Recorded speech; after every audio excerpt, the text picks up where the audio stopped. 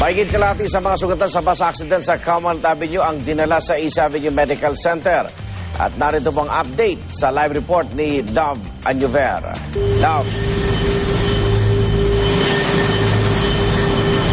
Igan, 39 nga na pasahero ng Everlasting Bus Company ang recorded na isinugod sa East Avenue Medical Center kaninang mga alas 12 ng gabi, no? Matapos itong bumangga dito sa isang poste ng Tandang Sora flyover sa Commonwealth Avenue.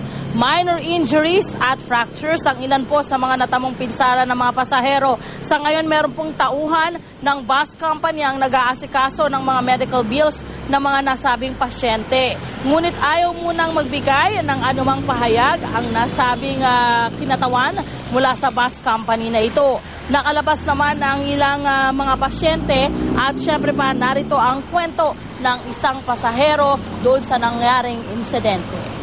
Ayun nga po, kasi nung papunta na po ng Tandang Sora, di ko po si sure kasi po nakaidlip po ko. Ngayon, nung narinig ko na lang po yung hangin na lang po ng preno po niya. Tapos, yun na po, gumewang-gewang na po, iniwasan niya na po yung jeep, yung mga jeep po. Doon niya po binangga sa may poste po ng under and overpass po.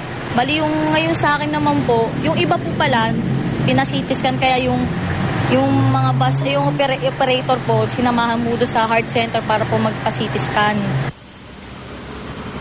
Paalala pa rin po sa ating mga kapusong mga bus drivers na dito sa Commonwealth Avenue, meron pong ipinatutupad na 60 km per hour na pagbiyahe po o pagpapatakbo ng inyong mga sasakyan. Yan muna, Igan, mula dito sa Quezon City. Balik sa inyo dyan. Maraming salamat, Dove Anyover.